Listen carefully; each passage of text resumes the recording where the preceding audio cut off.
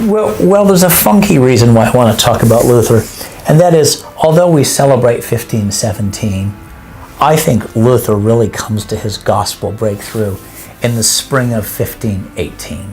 So I want to make that point, I suppose. But I also just set for myself this little project. What did Luther know in the first year? October 31st to October 31st. And, what year is it? I just got off an airplane. It is 2018. So we're still in that year. And so I'm still kind of, thinking through Luther's first year in the 500th and 501st anniversary of the Reformation. But also, Luther's first year as a reformer, if you will, is just so fascinating.